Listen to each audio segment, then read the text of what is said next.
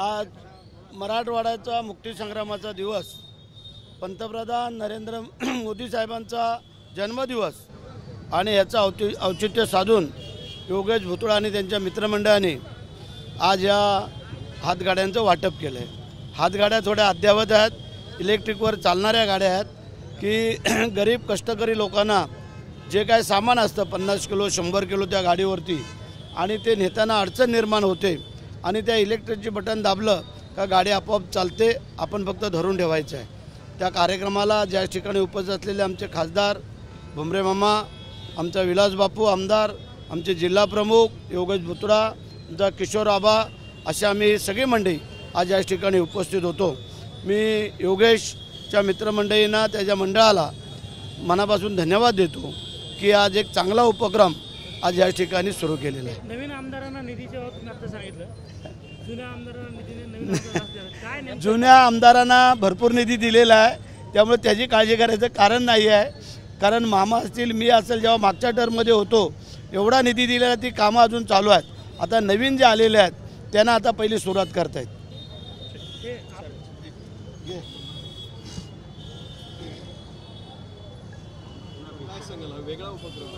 आज मराठवाडा मुक्ती संग्राम दिन आणि देशाचे पंतप्रधान नरेंद्र मोदी साहेब यांचा जन्मदिवस याचं औचित्य साधून एक चांगला उपक्रम भरतशेठ गोगावले, महाराष्ट्राचे आपले माझे सहकारी मंत्री यांच्या हस्ते आणि योगेश भुतळा यांच्या वतीनं हा कार्यक्रम आयोजित केलेला आहे। एक चांगला आगळा वेगळा कार्यक्रम हा आयोजित केला, कारण आपण बघितलं असं गोरगरिबांना किती हातगाडी ढकलताना किती कष्ट घ्यावं लागत होते, पण आता एक अत्याधुनिक म्हणजे आपल्या बॅटरीवर चालणारी हातगाडी ही मला वाटतं आज थोड्या हातगाड्या आज आपण भरतशेठ यांच्या वतीनं आपण त्या वाटप करतोय।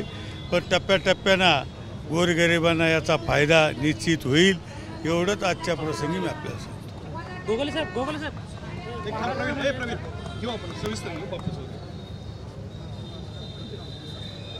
तुम्ही काय सांगायला वेगळं?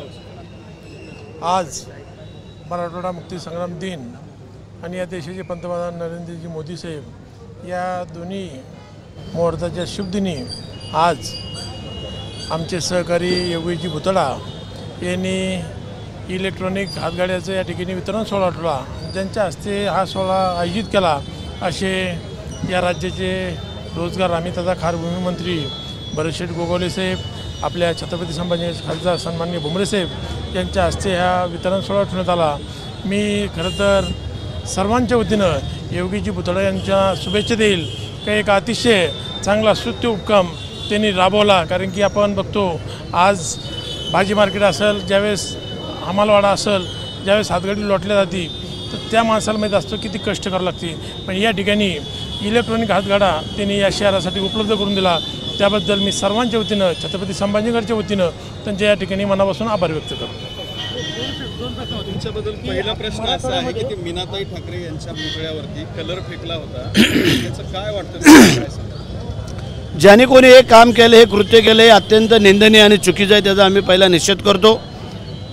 दुपारी शिंदे साहेबांनी पण त्याचा निषेध केला आणि जे कोणी नापाक असतील त्यांना लवकरात लवकर पकडून त्यांच्यावरती कडक कारवाई करावी। कारण मीनाताई ठाकरे ह्या आम्हा सगळ्यांच्या मा म्हणून ओळखल्या जायच्या आणि म्हणून आणि ज्यांनी कोणी हे काम केलेलं आहे अत्यंत घृणास्पद, निंदनीय आहे, त्याचा आम्ही सर्व निषेध पहिला व्यक्त करतो आणि त्याला लवकरात लवकर अटक करून कडक शिक्षा व्हावी असं आमचं मनोगत। याच्यानंतर संतापही झाला, तिथं तातडीने उद्धव ठाकरे गेले, लगेच राज ठाकरे गेले। राज ठाकरे म्हणले की 24 तासात अटक करा। हा ठीक आहे ना, सगळ्यांनीच सांगितलं आहे, राज ठाकरेंनी सांगितलं, उद्धवजींनी सांगितलं, शिंदे साहेब मुख्यमंत्री सगळ्यांनीच सांगितलं आहे। कोणाला असं बरं वाटलं की त्यांनी हे कृत्य ज्यांनी केलं आहे नालायकांनी? आमचं एवढंच म्हणणं आहे की जे केलं आहे ते चुकीचं आहे, त्याला कडक शिक्षा व्हावी हे आमचं सगळ्यांचं म्हणणं आहे। गोगले साहेब, मराठवाड्यामध्ये जवळपास 10,000 किलोमीटरचे पानन रस्ते मंजूर करण्यात आले, पण त्याला निधीची अजून तरतूद नाही आहे, त्यामुळे रस्त्यांची संख्या वाढत नाही आहे। असं नसतं ते, हा केंद्राचा निधी असतो, 60-40चा रेशो असतो आणि त्यासाठी ज्या नियमामध्ये जसं मामाने मागच्या वेळेला मंजूर केले आणि त्याला निधी आला तसाच निधी टप्प्याटप्प्याने तो येतो. तुम्ही सुरुवातच जर काही केली नाहीत तर तुम्हाला कसं काय निधी येणार आणि त्यासाठी जे नियमामध्ये आहे ते नियमामध्ये बसून आम्ही ती सुरुवात केलेली. दुसरं, तुम्ही ज्या रायगडाचा अत्यंत अभिमानाने उल्लेख केला आज, त्या रायगडाचं पालकमंत्रीपद अजूनही काही तुमच्यापर्यंत पोहोचलं? आज ना उद्या होईल, आम्हाला पूर्ण खात्री आहे आणि आम्ही प्रामाणिकपणे काम करतो आहे. त्याच्यामुळे काळजी करायचं कारण नाही आहे. मुख्यमंत्री, दोन्ही उपमुख्यमंत्री आणि वरून योग्य निर्णय घेतला जाईल असं मला वाटतं आहे. तुमच्या मित्रपक्षासोबत तुमचा संघर्ष होता ना, याच कारणामुळे? तो संघर्ष ह्या कारणास्तव नाही झालेला, तो संघर्ष थोडासा वेगळा आहे. पण तो आज बोलणं मला वाटतं योग्य नाही आहे, कारण मराठवाड्याचा मुक्तीसंग्रामाचा दिवस आहे, पंतप्रधानांचा वाढदिवस आहे, त्याच्यामध्ये इतर काय दुसरी चर्चा नसावी असं मला वाटतं. एवढा मोठा कार्यक्रम आहे पण पालकमंत्र्याचा स्वपक्षीय पालकमंत्र्याचा फोटो बॅनरवर नाही. आता ते मला काय माहिती नाही, काय मी पाहिलं नाही, पण त्याची चौकशी आम्ही नंतर करतो.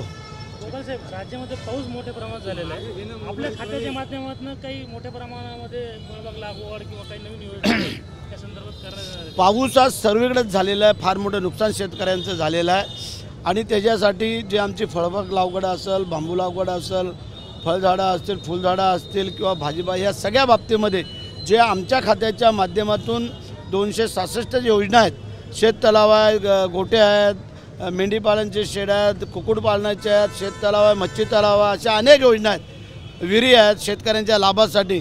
त्याचा आम्ही यावेळेला निश्चित उपयोग करून देऊ आणि शेतकऱ्यांची जी काय नुकसान झालेली आहे ती या दसरा संपता आणि दिवाळी सुरू व्हायच्या अगोदर भरपाई द्यायचं असं कालच्या कॅबिनेटमध्ये आमचं ठरलेलं आहे.